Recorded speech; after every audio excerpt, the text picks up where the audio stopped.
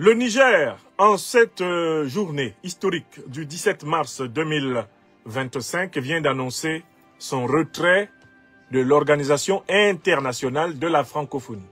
Quels sont les mots utilisés par le gouvernement du Niger pour annoncer cette information? Eh bien, je voudrais citer les mots exacts utilisés par le gouvernement du Niger lorsque, précisément, il a donné au monde cette information.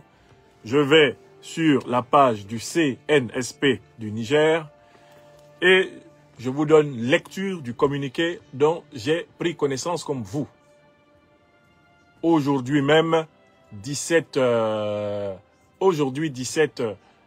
mars 2025. Le communiqué est signé de la République du Niger, ministère des Affaires étrangères et de la coopération et des Nigériens à l'extérieur, le secrétariat général. Niamey, le 17 mars 2025, le secrétaire général à mesdames et messieurs les chefs des missions diplomatiques et postes consulaires du Niger à l'extérieur. Objet, retrait du Niger de l'Organisation internationale de la francophonie.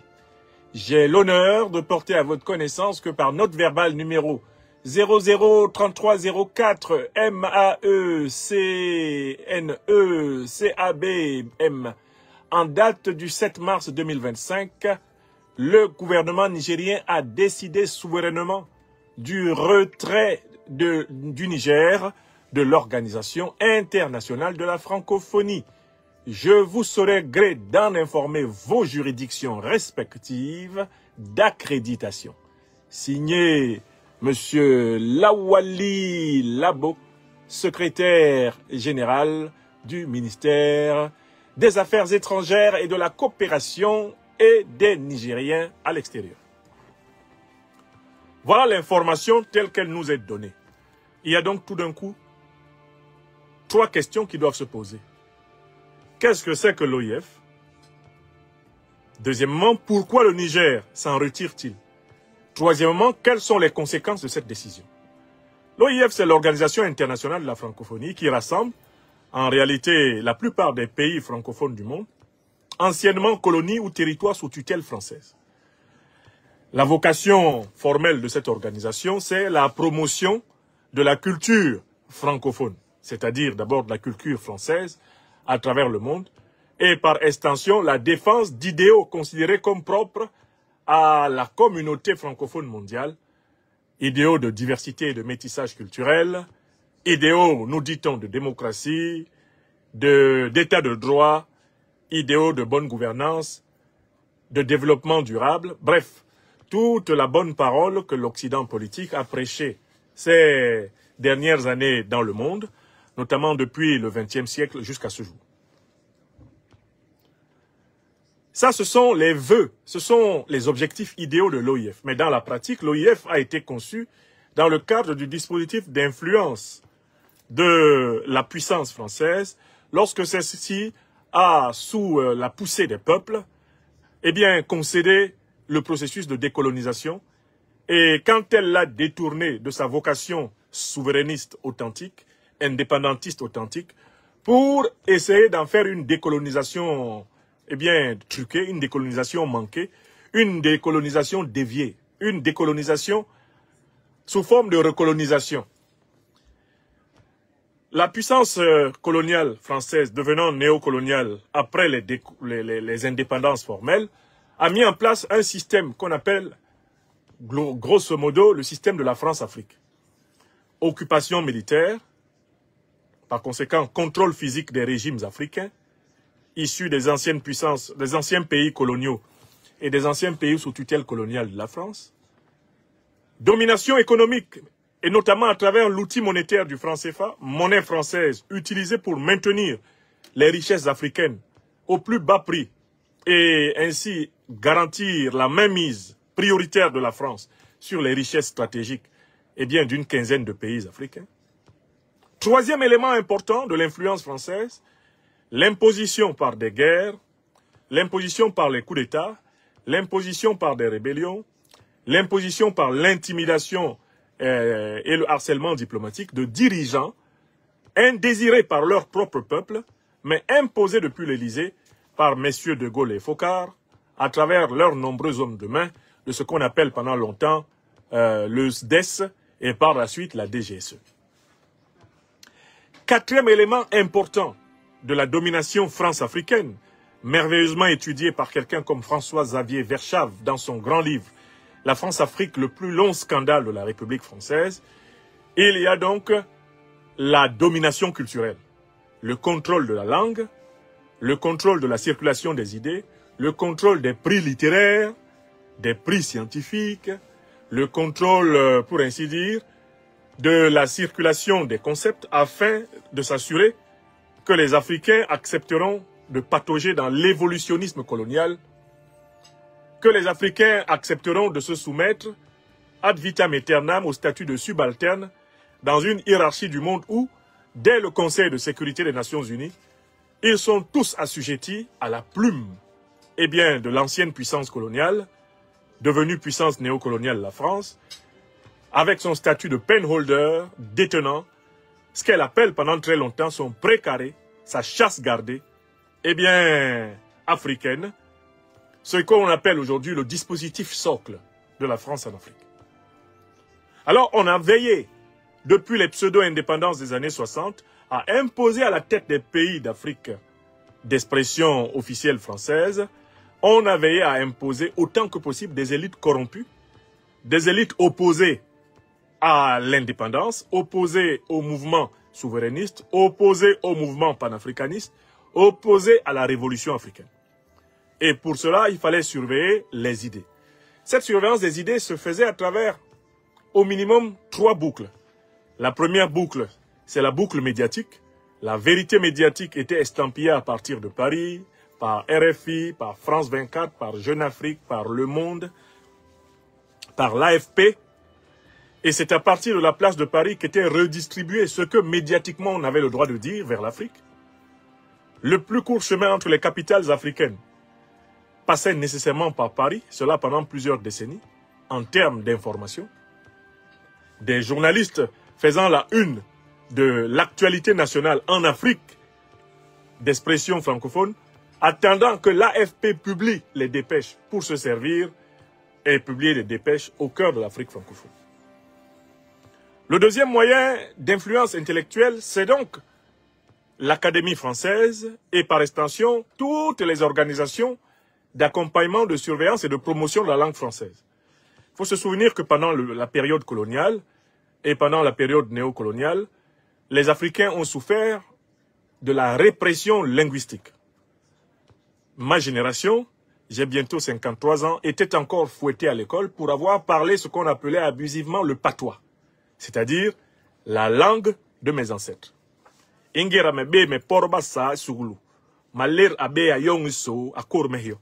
Quand je parlais ma langue maternelle, le bassa, à l'école, le maître prenait le fouet pour me frapper. Et c'est ainsi pour pratiquement toutes les générations qui m'ont précédé. Autant sous la période coloniale française que sous la période coloniale allemande, que sous la période coloniale britannique, la langue nationale était réprimée dans l'espace colonial, dans l'espace néocolonial. Par conséquent, imposer le français aux Africains avait pour ambition d'imposer le référentiel moral, éthique, spirituel, imposer le référentiel de la métropole aux nouvelles républiques formellement du bout des lèvres décrétées indépendantes. On en profitait pour surveiller, bien sûr, la circulation des idées, c'est-à-dire pour distribuer les prix, qui c'est qui méritait le Goncourt qui ne le méritait pas, qui c'est qui méritait tel grand prix d'Afrique qui ne le méritait pas, qui c'est qui méritait le Renaudot, qui c'est qui ne le méritait pas, qui c'est qui méritait le Féminin, qui c'est qui ne le méritait pas, qui c'est qui méritait d'être promu à l'Académie française, qui c'est qui ne le méritait pas, qui c'est qui méritait la Légion d'honneur, qui c'est qui ne la méritait pas, etc., etc. On a organisé tout un système de gratification et de non-gratification ayant pour but de surveiller le mental des Africains à partir des médailles parisiennes. C'est en fait l'extension du thème du vieux nègre et de la médaille, traité magnifiquement dans le roman de Ferdinand Oyono, qu'on a répandu dans le monde de la culture. Un contrôle de la culture dans les pays d'expression française à partir du système des prix. Mais on est allé plus loin, on a mis en place un contrôle diplomatique de la culture. L'Organisation internationale de la francophonie, ayant un impact sur les parlements, ayant un impact sur la conférence des ministres de l'éducation nationale de tous les pays francophones, ayant finalement en fait pour rôle de coordonner les activités de la communauté francophone mondiale, l'OIF a conservé la structure de l'empire colonial français. Mais c'était la forme culturelle de l'empire. Voilà la complexité de cette organisation. Pour ma part, je l'ai découverte dans toute sa couture, dans toutes ses dimensions les plus néfastes, à l'occasion d'une crise qui a éclaté après la démission de mon ami, frère et leader ivoirien, le président Guillaume Kibafori Soro, de la tête de l'Assemblée nationale de Côte d'Ivoire. Avant sa démission de la tête de l'Assemblée nationale de Côte d'Ivoire, Guillaume Kibafori Soro avait été élu vice-président de l'OIF et il était supposé passer à la tête de l'OIF. Selon les textes de l'OIF, quand on a été élu, quand on est éligible pour les fonctions de vice-président ou de président, on peut les exercer même quand on cesse d'être président du Parlement de son pays. Parce que le mandat international, eh bien, à la tête de l'OIF ou d'un organe de l'OIF court jusqu'à son terme. Peu importe la fonction que le parlementaire occupe à l'intérieur de son Parlement national. Ça, c'était les textes. Mais lorsque le président Guillaume Soro s'est opposé à la confiscation ad vitam aeternam du pouvoir de Ouattara Draman, le satrape reptilien venu de Sendou pour troubler la paix des Ivoiriens, et ayant renié notre belle terre burkinabé de Sendou pour tenter de troubler toute l'Afrique avant d'être bientôt dégagé, tout d'un coup, les amis d'Alassane Draman Ouattara, chef mafieux, qui a été, il l'a dit lui-même, porté ipso facto, illico presto à la tête de la Côte d'Ivoire avec le soutien du colonialisme, du néocolonialisme français, ses amis français, à l'intérieur de l'OIF, ont décidé de piétiner le règlement et de ne pas respecter les droits que le règlement de l'OIF reconnaissait au député Guillaume Kibafori Soro. De le déchoir de ses droits dans l'OIF pour faire plaisir au satrape Ouattara. On a alors eu l'occasion de voir que l'OIF, en réalité, et ce n'était pas le premier scandale, était une prolongation de la barbouzerie france-africaine. Mais il y a eu pire. Alors que le Rwanda s'est retiré de l'Organisation internationale de la francophonie et a choisi la langue anglaise avec le Kinyarwanda, tout naturellement, comme étant ses langues officielles, contre toute forme de démocratie, de représentativité du Rwanda à l'intérieur de l'organisation, eh bien, la puissance française a imposé une Rwandaise à la tête du secrétariat général de l'OIF. Incroyable. Comment pouvait-on imposer à la tête de l'OIF une ressortissante d'un pays qui avait déposé sur le bord de la route la langue française pour adopter l'anglais en lieu et place et par ailleurs pour se focaliser sur sa langue nationale, le Kinyarwanda. Comment était-ce possible? Uniquement parce qu'on voulait faire plaisir à Kagame, en tant que Kagame est le bras armé de l'Occident pour piller le Congo. Donc voilà quelques faits qui très rapidement me permirent de comprendre que l'OIF souffrait de la même maladie que toutes les organisations de la France-Afrique. C'était une organisation travaillée par l'absence de démocratie, travaillée par des discriminations. C'était une organisation en réalité qui souffrait de toutes les maladies du système néocolonial français. D'où nous pouvons répondre à la question, mais pourquoi le Niger s'en va-t-il? Le Niger est dans une dynamique d'émancipation. Il est dans une dynamique de souveraineté. Il est dans une dynamique d'indépendance pleine. En effet, dans ces conditions, sa place ne peut plus être dans l'OIF. Parce que la vocation de l'OIF à polisser les idées, à polisser les prix, à décider de ce qui est bon à penser ou pas bon à penser, pour toute la communauté des pays utilisant la langue française, cette position est clairement une position impériale. C'est une position encore coloniale et néocoloniale. Le Niger, à l'intérieur de l'Alliance des États du Sahel, dit non à cela. Sa décision est donc logique parce qu'elle correspond à des décisions équivalentes qui ont été prises sur le terrain de la sécurité et de la défense, qui ont été prises sur le terrain de la diplomatie internationale.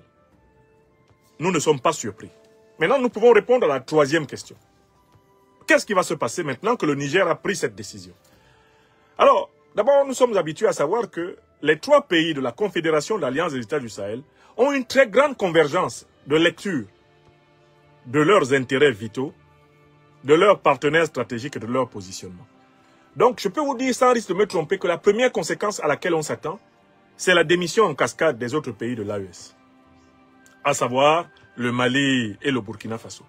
Car cela m'étonnerait que les raisons pour lesquelles le Niger a décidé de quitter l'OIF ne soient pas valables pour le Mali et le Burkina. Voilà la première conséquence qu'on attend. La deuxième conséquence, elle renvoie vraiment à des aspects pratiques. L'OIF est une organisation qui, globalement, était fortement représentée dans la plupart des pays. Il va y avoir, de ce point de vue, à repenser entièrement l'occupation de plusieurs cadres nationaux qui travaillaient dans cette institution. Donc il va y avoir des conséquences économiques. Il va falloir se préparer à réaffecter des cadres, des diplomates culturels. Pas seulement du côté français, mais également, bien sûr, du côté africain et notamment du côté des pays de l'AES. Donc il va y avoir des conséquences économiques à tout ça.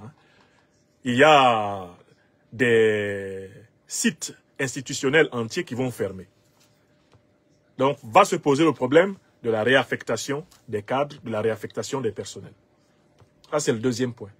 Le troisième point, c'est que je ne serais pas surpris que, après que l'AES se soit littéralement engagé dans le même chemin de manière convergente, comme le Niger l'a fait, je ne serais pas surpris que d'autres pays africains, même y compris des pays qui sont actuellement membres de la CEDEAO, ou plus amplement membres de l'Union africaine, eux aussi se retirent de cette organisation. Pourquoi?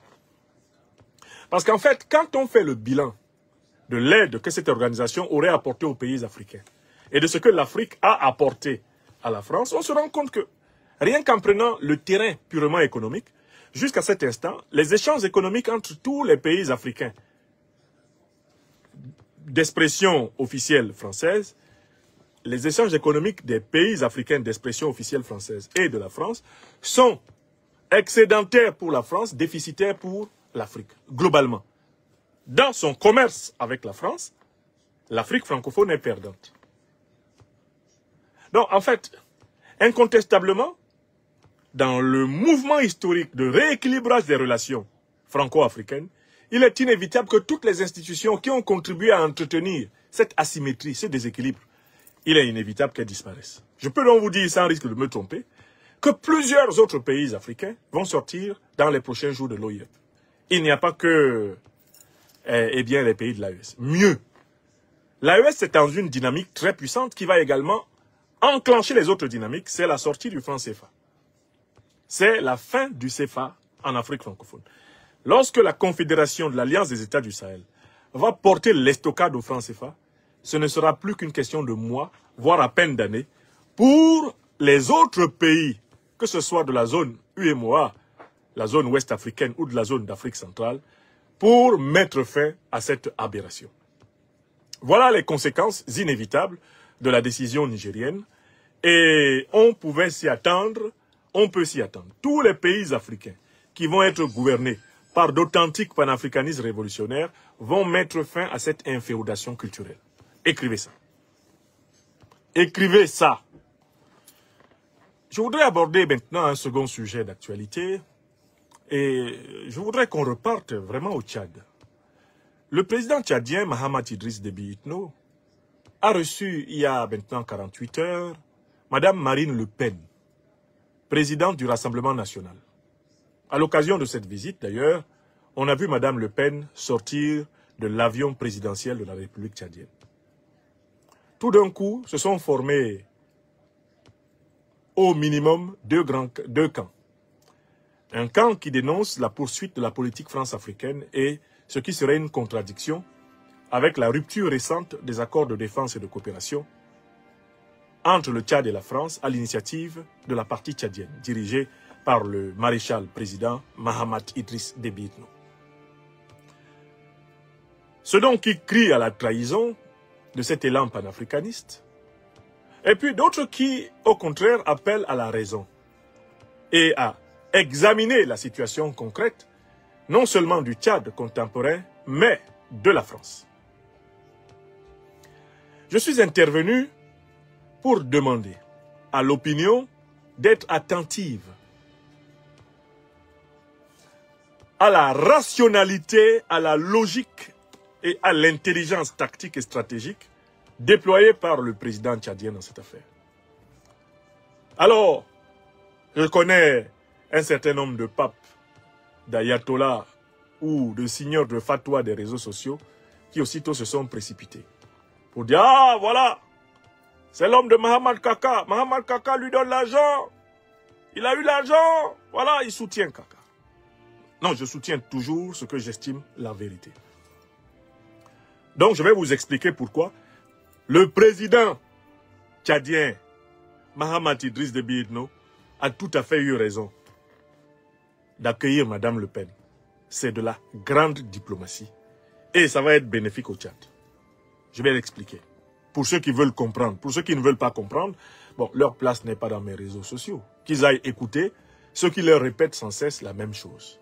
Et qui jamais n'affrontent la difficulté du réel. Premièrement, au niveau du Tchad, notamment après l'assassinat de notre frère, regretté, Yaya Djilo Djeroumbéchi, le président Mahamat Idriss Déby Itno n'a plus d'adversaire de taille. Il a gagné toutes les élections. D'ailleurs, il a été félicité en cela par celui qui était un temps devenu son principal opposant, Succès Masra, que nous avons utilement appelé échec. Il a réussi à faire de celui qui a été devenu son principal opposant son premier ministre. Il a réussi à l'amener à montrer, par sa propension opportuniste, qu'il n'était pas digne de la confiance du peuple tchadien. Et une fois qu'il l'a vidé de sa substance, qu'il l'a vidé du reste de crédibilité qu'il pouvait avoir, Mahamat Idriss Déby Itno a déposé Succès Masra sur le banc de touche de la politique tchadienne sans bruit. Donc, du point de vue de toutes les familles politiques présentes au Tchad, il est désormais le président légal et légitime du Tchad. Cela est sorti de la bouche de Masra Succès lui-même, qui a dit qu'il reconnaissait les élections législatives après avoir boudé la présidentielle qu'il a fini par reconnaître. Mieux, je tiens à vous rappeler que le même monsieur Masra Succès avait prévenu quand il était Premier ministre qu'il avait entièrement confiance en l'organe électoral, qui s'appelle comme de juste au Tchad, l'ANGE, Agence nationale générale des élections. Masra Succès, alors Premier ministre de Mahamat Idriss Déby Itno, nous a dit ici publiquement que lui, il avait entière confiance en l'ANGE. Bon, l'ANGE lui a donc donné le résultat qui dit que il a perdu la présidentielle. Par la suite, l'ANGE a donné le résultat qui dit que, très bien, eh bien, Mahamat Idriss Déby Itno et son parti ont massivement, le MPS, ont massivement gagné les législatives. Donc, il n'y a plus de débat. À l'intérieur du Tchad, toutes les familles politiques présentes sur le terrain reconnaissent le maréchal Idriss Déby Itno comme étant le chef de l'État, président de la République.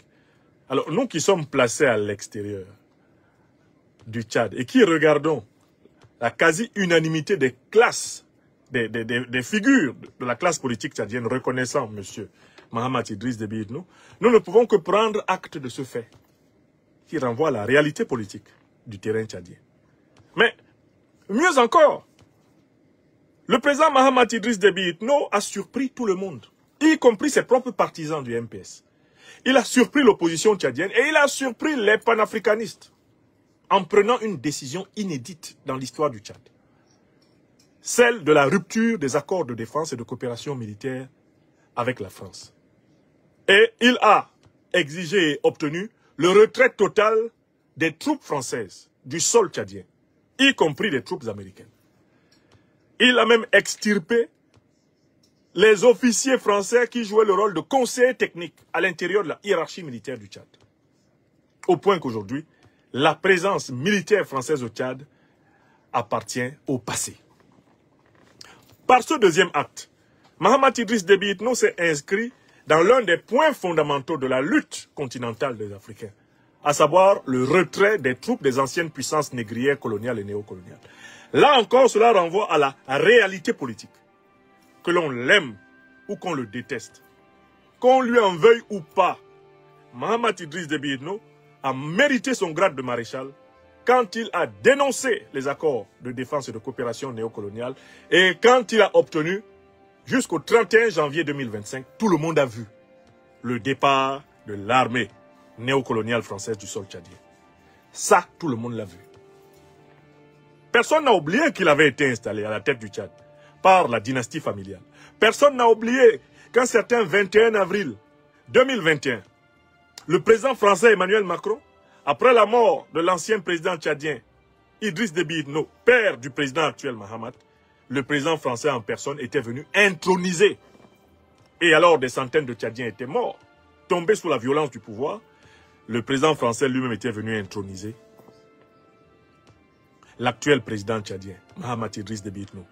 Et nous l'avons dénoncé. Et si c'était à refaire, nous dénoncerions encore. Seulement, cette fois-ci, c'est celui qui a été logé qui a délogé celui qui l'a logé. Pourquoi voulez-vous que les Africains crachent sur leur bonheur? Quand celui qui a été logé par la puissance néocoloniale déloge militairement la puissance néocoloniale, pourquoi voulez-vous que les Africains ne s'en réjouissent pas? Il s'agit d'un retournement de la dialectique du maître et de l'esclave. Et c'est un bon point. Qu'on aime ou qu'on n'aime pas Mahamat Idriss Déby Itno, la dénonciation des accords de défense et de coopération et le retrait des troupes néocoloniales françaises et américaines du sol tchadien seront portés à son actif. Même si Mahamat Idriss Déby Itno doit partir en enfer, même en enfer là-bas, il aura les félicitations de Dieu pour avoir fait, à l'occasion de cette décision, sa volonté. Libérer le peuple tchadien de l'occupation étrangère. C'est donc cet homme-là qui s'est aussi positionné de façon amicale et positive envers les pays de l'Alliance des États du Sahel. Et ça, c'est un troisième fait incontestable. On peut critiquer le président tchadien pour les conditions dans lesquelles il est venu au pouvoir, pour la violence exercée contre l'opposition. On peut lui reprocher d'être héritier d'une dynastie, ok. Mais on ne peut pas nier un troisième fait. Il a refusé d'engager le Tchad comme base arrière de la déstabilisation, de la République centrafricaine au sud, alors que son père avait eu des complaisances en ce sens. Lui, Mahamat Idriss Déby Itno, depuis qu'il est là, les incursions à partir de la frontière tchadienne contre le Centrafrique ont considérablement baissé. Parce que N'Djamena a arrêté la politique de laxisme total envers les groupes qui déstabilisent Bangui. Ça, c'est un. De deux, on a voulu utiliser le Tchad comme base arrière pour déstabiliser le Niger, qui se trouve à l'ouest du Tchad. Les autorités tchadiennes actuelles ont refusé. Elles ont activement refusé de servir de base arrière à la déstabilisation de l'AES à partir de l'Est nigérien.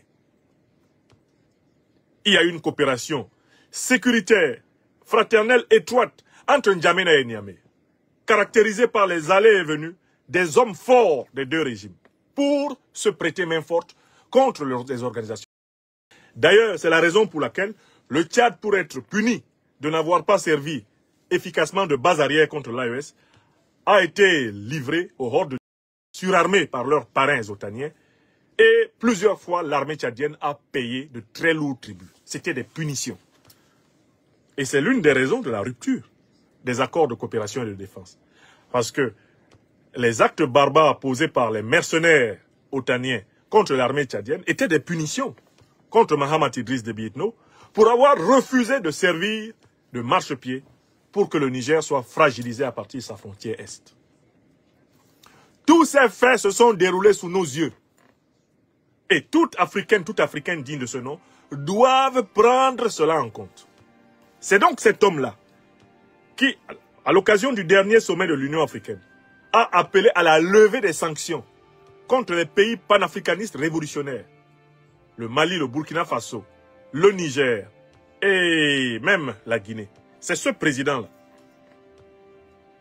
qui décide de recevoir Madame Marine Le Pen, présidente du Rassemblement national. Et il faut que les Africains sachent qui est Madame Marine Le Pen. Madame Marine Le Pen est aujourd'hui la faiseuse de roi de la France. Si François Bayrou, l'actuel Premier ministre de Macron, qui ne possède pas de majorité à l'Assemblée nationale, si François Bayrou est encore Premier ministre en France, c'est grâce à Marine Le Pen. Parce qu'elle n'a pas demandé à sa formation politique le Rassemblement national de voter la censure. Parce que si le Rassemblement national avait voté la censure, puisque la France insoumise votait la censure, une majorité était obtenue pour faire tomber Bayrou. Et normalement, Macron serait déjà appelé actuellement à la démission dans les rues de France. Il faut que les Africains sachent que Mme Le Pen, comme vous l'avez vu en N'Djamena, c'est elle qui fait la pluie et le beau temps en France. Pour une deuxième raison, elle est à la tête du plus grand parti politique français, le Rassemblement national. C'est elle. Son parti politique est celui qui a le plus grand nombre d'élus en France actuellement. D'accord? C'est la principale force politique de la France. Elle est donc aujourd'hui, mieux qu'avant, en position de gagner la future élection présidentielle. Et on sait que la grande tendance en Europe, c'est la montée en force des partis souverainistes de droite radicale, d'extrême droite. Or, entre-temps, les dernières déclarations publiques du président Mahamat Idriss Déby Itno envers le chef de l'État français étaient des déclarations offensives et même contre-offensives. Après les déclarations dans lesquelles M. Macron disait que l'ingratitude est une maladie non transmissible à l'homme et que les Africains avaient été ingrats, avaient oublié de dire merci. Le président Mahamat Idriss Déby Itno fait partie des chefs d'État africains qui sont sortis en première ligne pour tenser les propos de M. Macron et lui dire que c'est du mépris et que cela ne sera pas accepté. Et que l'Afrique n'en est plus à se laisser essuyer les pieds sur la tête par les dirigeants français. Donc, on est dans un contexte de tension entre le chef de l'État français, qui se considère toujours comme le bienfaiteur de Mahamat Idriss Déby Itno, qu'il a intronisé en avril 2021, et Mahamat Idriss Déby Itno. Ils sont en tension directe, parce que Mahamat Idriss Déby Itno lui a répondu frontalement que son mépris ne passera plus en N'Djamena. Dans ce contexte, Mahamat Idriss Déby Itno sait qu'il a deux adversités. Il a deux adversités certaines. La première, c'est son opposition. Que ce soit l'opposition civile ou l'opposition armée, dans laquelle il y a beaucoup de gens qui n'ont pas oublié qu'ils peuvent quand même prendre une revanche. Parce que beaucoup de gens lui en veulent pour le sang des leurs qui a été versé. Le président Mahamat Idriss Déby Itno sait qu'il y a des gens qui lui en voudront jusqu'au dernier jour de sa vie à mort pour ce qu'il a fait, lui, pour prendre le pouvoir à leur détriment. Il le sait. Mais depuis qu'il s'est levé et a fait partir l'armée française et l'armée américaine, le monsieur que vous voyez en N'Djamena là, il sait qu'il s'est payé à tout jamais les impérialistes occidentaux comme ennemis. Je vous prie d'écrire ce que je vous dis. Kadhafi est arrivé au pouvoir en 1969 en chassant le roi Idriss Ier. Et l'une des décisions que Kadhafi avait prises en Libye, c'est de chasser l'armée américaine. L'armée américaine a pris le nom de Kadhafi, ils ont appuyé ça comme ça, dans leur fichier. Comment on fait ça souvent là? Ils ont appuyé le nom de Kadhafi comme ça. Depuis 1969, 70, 71, que Kadhafi a fait partir les troupes américaines et britanniques du sol libyen. Son nom a été écrit sur une liste rouge. Les Occidentaux ont juré d'avoir sa peau dès que ça sera possible. Ça a pris plus de 40 ans. Ils ont eu sa peau en 2011. C'est comme ça qu'ils ont remercié Saddam Hussein, qui leur avait servi de cheval de Troie pour attaquer l'Iran pendant 10 ans. Ils ont eu sa peau. D'accord? Mahamat Idriss Déby Itno que vous voyez là, sait qu'il ne pourra plus jamais de sa vie, wallahi billahi talahi, compter sur un dirigeant français pour sauver sa peau au Tchad. Il le sait. Et c'est parce qu'il le sait qu'il a tenu un langage de vérité en partant du principe que cabri mort n'a pas peur de couteau. Du point de vue diplomatique, recevoir comme il l'a reçu Mme Marine Le Pen, c'était en réalité une manière de répondre à M. Macron pour lui dire qu'il conservait sa posture souverainiste et indépendante envers la diplomatie française actuelle, envers le régime français. En recevant Mme Le Pen, ce n'est pas à Mme Le Pen que s'adresse le message de Mahamat Idriss Déby Itno. C'est une réponse à Macron. Mahamat Idriss Déby Itno dit, in fine à Macron, je parle en France avec qui je veux, je parle en Afrique avec qui je veux, je parle dans le monde avec qui je veux. Mieux, je donne même mon avion à qui je veux en France. Et je ne m'en remets pas à l'Élysée. Faites tout ce que vous voulez. moi aussi je ferai tout ce que je veux. En réalité, du point de vue diplomatique, c'est un acte de défiance. C'est un acte de défiance qui est comparable à celui de Zelensky quand il y avait la campagne présidentielle aux États-Unis. Zelensky s'est levé pour aller soutenir la candidature de Biden. Il vient en visite aux États-Unis, il entre dans la campagne pour soutenir la candidature de la candidate de Biden, Kamala Harris. Les gens de Trump ont écrit ça et ils ont plié un doigt. Donc, très clairement, Mahamat Idriss Déby Itno dit au président Macron que lui, il ne compte pas sur l'amitié, la bienveillance et la gentillesse du président Macron. Et mieux, qu'il préfère d'ores et déjà prendre une option pour influencer à distance la politique française, comme il a observé que l'élite politique française essaye d'influencer à distance ou en proximité la politique tchadienne. Parce qu'en fait, qui a essayé de porter à bout de bras Masra pour l'opposer à Mahamat Kaka, fragiliser Mahamat Kaka afin de contrôler les deux et de contrôler le Tchad? Mais c'est la diplomatie de la France-Afrique. D'accord? Comme vous manipulez les opposants tchadiens contre moi, moi aussi je peux manipuler les opposants français contre vous. C'est un échange de bons procédés. 1, 2, 3, vous êtes caché derrière Masra pour le flatter et lui dire qu'il peut. Mais 1, 2, 3, moi, ouvertement, j'accueille Madame Le Pen comme un chef de l'État. Pour vous dire que le petit jeu auquel vous jouez là, moi je peux jouer à ça à un niveau supérieur. Voilà le contexte de ce qui s'est passé. Il s'agit d'un camouflet diplomatique à la France de Macron.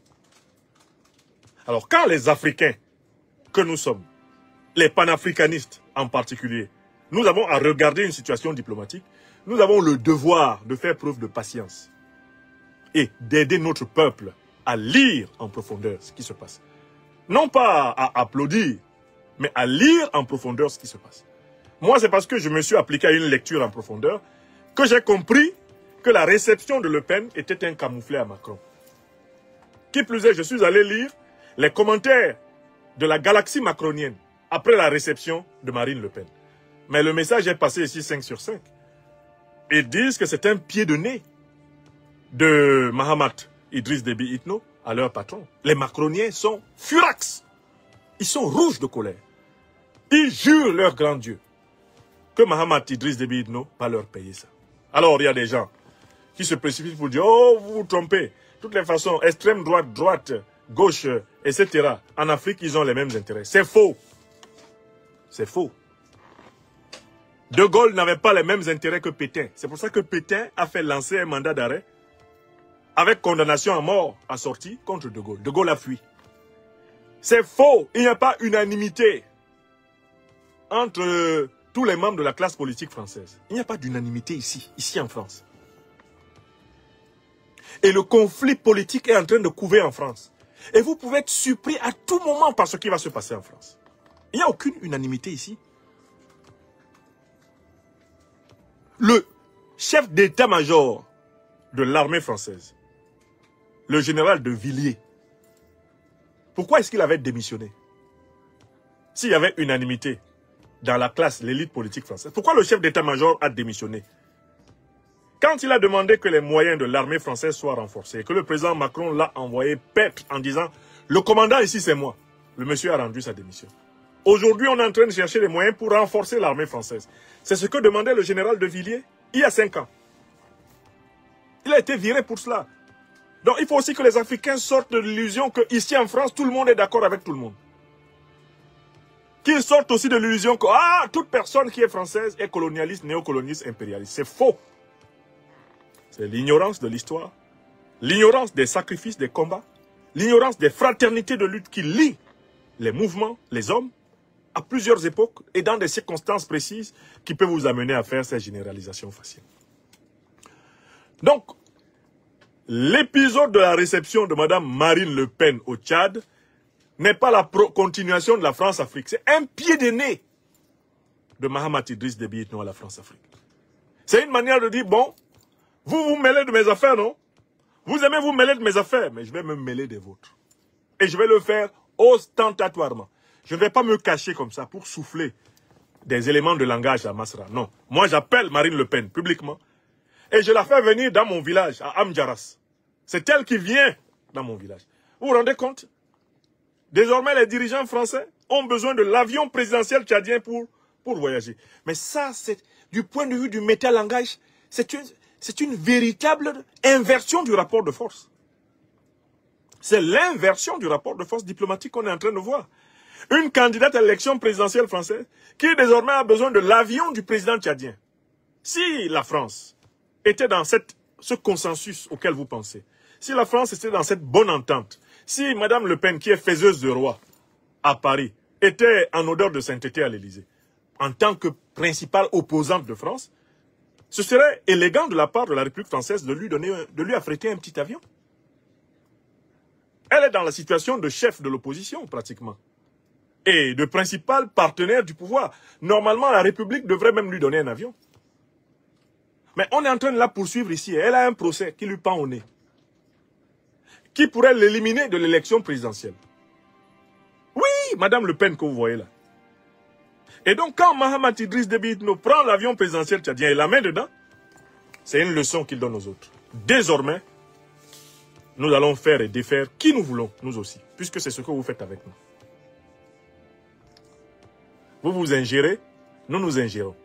Vous voulez influencer notre vie politique, nous allons influencer la vôtre. C'est ça le message. Et les Africains devraient faire l'effort de s'élever à ce niveau. Je ne suis pas en train de dire que le président Mahamat Idriss Déby Itno serait devenu tout d'un coup un super panafricaniste révolutionnaire. Non, pas du tout. Il est en train d'aller vers le panafricanisme parce que c'est la condition de sa survie personnelle, de la survie politique du régime tchadien. C'est la condition même de la survie du peuple tchadien. Tout peuple africain qui ne va pas vers le panafricanisme est en train d'aller vers son autodestruction. La voie, le chemin de la révolution panafricaine, c'est notre salut commun. Bâtir des républiques qui nous mettent à l'abri du mépris et de la domination. Bâtir des républiques dans lesquelles, finalement, il y ait de la place pour chacun et pour tous. Parce que Dieu, la nature, nous ont donné le meilleur d'eux-mêmes. Nous n'avons pas le droit de nous morfondre sur notre sort. Nous avons le continent le plus riche de cette planète. Et il est encore le plus riche pour longtemps.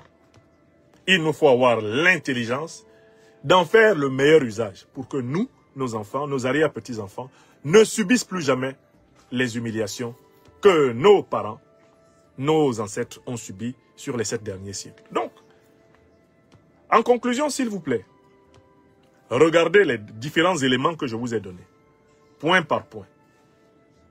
Et vous verrez que, dans cette affaire, c'est le Tchad qui a remporté, en réalité, une paire de manches diplomatiques. L'usage que le président tchadien a fait des moyens de l'État tchadien est avantageux pour la diplomatie tchadienne. Il positionne le Tchad comme désormais capable d'influencer l'avenir politique en France. C'est le message qu'il voulait passer. Le Niger tourne définitivement la page de la francophonie, affirmant ainsi sa volonté d'indépendance face aux influences extérieures. Pendant ce temps, le Tchad devient le centre d'une nouvelle dynamique politique en accueillant Marine Le Pen, l'opposant numéro 1 à Emmanuel Macron. Ces événements marquent-ils un bouleversement dans les relations entre la France et l'Afrique? Une recomposition des alliances est-elle en marche? Qu'en pensez-vous? Partagez votre avis en commentaire. Et surtout, abonnez-vous et activez la cloche pour ne rien manquer des prochaines analyses. À très bientôt.